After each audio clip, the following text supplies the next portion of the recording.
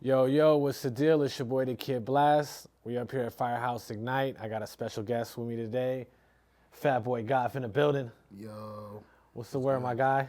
Shit chilling. Appreciate you for stopping by. I appreciate coming here. You know what I'm saying? We had you're kind of one of the first guests that we've had that's kind of been sort of from this, rock rap type of scene that I honestly didn't even really knew existed in Chicago until you reached out to me. Yeah. And then I started digging into it, you know what I'm saying? Like, oh shit, like motherfuckers is lit. Like they turning it up. Wow. How long you been making music? Shit. All my life. That's All what's my up. life. For the last 10, 20 years. Yeah. Nice. Did this scene sort of exist already, or did you kind of perpetuate it out of the, you know what I'm saying? Because, you kind of label yourself the Godfather of Goth sort of in Chicago. One thing I could say, I always been different. You know Right. what I'm saying? Rather it was the clothes or rather I was wearing this, and I always been different. You know what I'm saying? So I just have to really tap in with myself and just go full force. Sure. You know what I'm saying? And then it tapped in with the culture, and then I just started taking over, That's what's up. I see today you're hosting your second annual fashion/music festival. Third annual. Third annual. Yeah. My apologies. No, it's Third okay. annual. That's dope, man. What made you try to put that event together the first time? The first time I wanted to bring the community together. Okay. And show something that the world hasn't seen, especially Chicago. Show something that Chicago has not done. Put a whole bunch of artists together and it had a community turn up for the city. Yeah, absolutely. So. It's definitely a lack of there's a lot of venues in Chicago, don't get me wrong, but there's a lack of community behind it in the sense that you don't get a lot of artists, you know what I'm saying, performing at one venue, all at the same time essentially, you know what I mean? Yeah. You got a headline artists and then you got Gotta have the respect. Right, yeah, you know what I'm saying? How difficult was it to get that event together and start, planning that, putting that out there for people? It wasn't difficult enough. I had to stop being selfish. I had to stop worrying about me and really focus on everybody that should be together. You know what I'm saying? And everything worked out. Everything looked beautiful. So, right. And then everybody gravitated to it. So. Do people mosh at these shows, or is it still kind of like a hip hop show? No, people mosh. So it gets pretty wild. It get wild, yeah. It get wild. Do people ever take the moshing personally? 100%. It get really wild. It started turning into fist fighting and shit. Yeah. I got the mosh crowd. It get really wild. How bad have you seen somebody get fucked up before in one of the mosh pit joints? I mean, it's all, obviously it's all love, whatever anybody else do. See, people say that, bro, but when I be seeing the footage of mosh pits and shit, it do not be looking like love, bro. It be looking like... It be love. Sometimes I'll see, every once in a while, you see some shit on TikTok where people are moshing, but then you got this one random guy who's really in there to throw fucking fists at faces. You know what I'm saying? That type of shit. That person probably gonna get beat up after the show. Right. Doing that show too, though. It'd be a little animosity in there, but it'd be all for the culture. That's what's up, man. I know you recently, at the top of the year, you dropped your single, that Lost in Cali. Yeah. How's the fan reaction been to that single? Oh, it's been crazy. The reason I shot the music video to it, I didn't even think that was a song that I wanted to put out, but I'll perform it at every show, and then everybody just go crazy. And, I like to listen to the fans of what they tell me, instead of just me knowing, I got a hit that I be telling them, no, that's the one. I gave a chance to let the fans tell me which one the hit is. That's definitely. And then I dropped the video, and now my goal was to get 100K before the show, but it's on 80K views already. That's not bad. I like the visual actually a lot. One of the scenes that I thought was kind of dope is you shot a scene on an empty plane. Yeah. How did you shoot that scene, bro? Did you? Did you just wait? Did you go to the fucking bathroom and just wait for everybody to get the fuck out? Something like that. I don't be giving a fuck. If it look good, Go ahead and arrest me after the shit or whatever. I need to sing. Right. I need to sing. So I sat in the chair where everybody was going out. For sure. And you know, I guess it's a lady or somebody making sure everybody get out. And they just seen me standing there. But I was already shooting my scene as people was walking by. Okay. And then I finessed my scenes until the lady was like, "You gotta go." Right. And she was telling me gotta go. I was still rapping my verse, so That's she wasn't good. even That's in dope. Yeah, I just be risking. I was wondering, I was like, because obviously it was in LA, so I was like, man, is that a set? Like, did he find? Because I'm always looking for sets, you know, for my artists that I manage and shit, trying to shoot videos for it. I'm always looking for, you know, peer spaces and shit. And I was looking at it, I was like, is that a fucking real plane? And like, that's pretty fire, man. I like the creativity on that and the kind of just like the bold, like, fuck y'all, I'm about to do this regardless. Hell yeah. Who produced that song for that beat for that? Man, unfortunately, I got that off YouTube. I ain't gonna cap. Oh man, I ain't gonna cap on that. I got that, off YouTube, man. but I it's already on all streaming platforms. The dude reached out to me. That's what's up. We already locked in. Like Okay, he already got his percentage off my stuff. That's like bad. literally, if you go to the video, you can see his shit come. Like we already locked in. That's what's It got too many views for him not to reach out. So Facts. we good. That's what's up. Yeah, man. I know a lot of up and coming artists. You know, their instinct is just to kind of go on YouTube and just whatever type beats. You know what I'm saying? But it's a long road. People don't even realize how long that road is when you start that process, because you might get a beat, you might record over it, have a dope little song, but you might never ever get a chance to clear it. Like that producer might never check his fucking emails. Yeah. He might never check his Instagram DMs. You know what I'm saying? You sitting there writing him forever, just trying to hear back and never get the song clear, really. You know what I mean? That shit. So, That money going straight to him and me. Like, yeah, that's it's good, funny man. because I shot it. I mean, I recorded it in Cali, and Okay. I tapped in with Osiris. She a really big EDM DJ. That's what's up. In LA. Okay. And she's an engineer also. So I was like, man, I don't like the shit. I didn't like the beats that I got sent, like personally. I was like, man, fuck it, just go on YouTube. And I found that shit. I was like, I turned up and I was like, man, the fans keep telling me that's the one. Right. I'm gonna just go ahead and just listen to them. That's what's up, man. That's what's up. What's crazy is I low key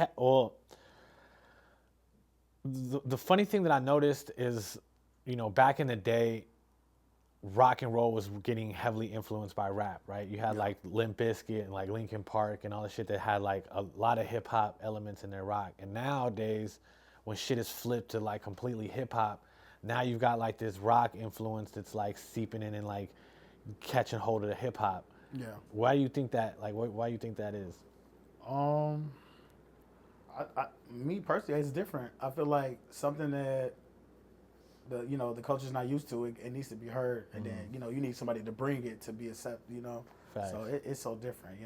Did you grow up listening to like rock and roll and shit like that? Not at all. Really? So you Not just at grew up all. on some like straight hip Trap hop music. Really? Trap music, hip hop, like. So what made you pivot? What made you take that turn? So I always did like trap music. I got songs with Rondo Number 9. I got videos with Rondo. Like I'm cool, like Dirk Circle and stuff like that. But I always like to make alternative music. But I had deals in my life. I had people telling me what to do, how to create the music. So I was always had in this part. After I leave a meeting, I'm gonna go home and create music that I could never record because I was under a contract. That's crazy. So now I'm not under no contract. It's all independent. I'm like, let me do the shit that I wanted to do a minute ago, and then it started going crazy. And it goes crazy. Yeah, that's funny. Crazy, When they try to put a box on you, it's like you just slowing the fucking whole hustle down. Yeah. That's wild. That's dope, man. So it was a cool experience. So do you find you make alternative music? Do you listen to alternative music? I don't. That's really interesting. I don't. So you basically like a pure Chicago rap head type shit. Like I just know melodies. Okay. I literally I have no influence from any rock song or nothing. That's I just know wild, melodies. I just always been tapped in how to make a hit, how to say something that everybody look in the room and be like, I just know melodies. I don't know nothing about none. Like, it's just all me. Like that's just facts. It might come out wrong, but it's the truth. No, that's dope. I honestly was not expecting that because I was expecting to, get a little short list of like your favorite rock bands growing up and shit. Nah. That's wild, man. That's the truth. Do you typically listen to you and your like friends' music more than like other music that's out, or do you kind of listen to everything? I don't listen to music. I don't listen to people's music. You just listen No, to I your own just be shit? tapped in with my own world. But, you know, I know what's popular. Sure. You know what I'm saying? I know what's popular. I know what I'm supposed to listen to. And if I like it, You'll give it a if I listen. like it, then I keep it in my Sure. my playlist. That's what's I up. be in my own kind of world. But if you scroll and you see something, I'm like, oh, this is dope. Let me remember this. Like, I heard that, I seen that. Like, it was good. It was good for me to see it, and I like it. That's Right. how my playlist come. But I don't listen. I don't search people. I don't listen to music. I be in a whole different universe. You know what's funny is that's kind of similar to like Lil Wayne is real similar to that. Okay. You know what I'm saying? Like he always was adamant about like really not listening to nobody else's shit. Like he'll Yeah. like same thing you saying, like someone brings it across him like, oh yeah, that's Somebody dope. bring. So like, my homie, like, when she driving around, she be playing some shit. Right, exactly. That's my library. That's my one-on-one time. Sure. Because if somebody's showing it to me, I'm like, I gotta listen to this. The universe is telling me to play this. It's different feels. You got the car feel, you got the headphone feel, Facts. you got the club feel. So I really appreciate the times that I get to run into those feels instead of just like Yeah. listening or streaming. Or I don't do none of that. That's I pretty don't dope. really know nothing about that. That's pretty dope. Yeah. So being that that's the case, are there any artists that have maybe come across, you know what I'm saying, your ears that you would want to work with in the future? Well, I got one out the way. Scotty. I got Scotty Shout out out the Scotty. way. Illuminati Scotty. Let me see. Anybody that I want to they came across. Man, that's a good question. I'm gonna have to really come back to that. I really be in my own world. I feel that. I really don't definitely know. do. I know if after this interview, I'm gonna be like, I'm gonna start searching up like who I need to. Yeah, I get. feel You know that. what? How about this? I want to do something with I'll do something with Rico Nasty. Okay. That would be a you said Doja Cat? Doja Cat. That would be a crazy collab, low key. Like that Yeah. would be a fire collab probably. Are there any producers that you're trying to work with? Chop Squad DJ. Okay. Yeah, I actually I got to witness his come up. Like I got to actually be in the same room as him before he turned up. That's what's up. He told me before everything happened with Chop Squad DJ, he told me everything that was gonna happen with him. Like he was like, I'm about to be turned up. He was with my producer, JB The Philosophy, and that shit really happened. Like, you know what I'm saying? I would like to It's dope when it happens get like back that. in tune with him and get something from him. He got all the hits. That's what's up, man. That's what's up. Yeah. What's next on the horizon as far as, you know, singles or projects you plan on releasing? End of the year, I just want Fat Boy Goth live. I just want the shows. Like Okay. I like to put on shows. Like I like to give people something different.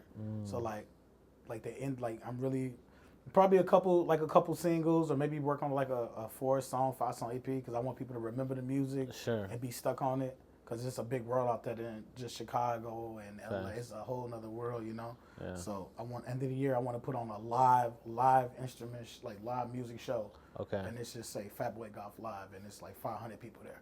That would be That's lit. that's gonna be the end of the year. That's what's up, That's man. I'm just I want to go back to Manifesting I want to go back to manifesting the that interview when it shit. happened. We're gonna check back in. We're gonna check the rewind. We're gonna rewind the tape. That's what I want to do. That's what's up, man.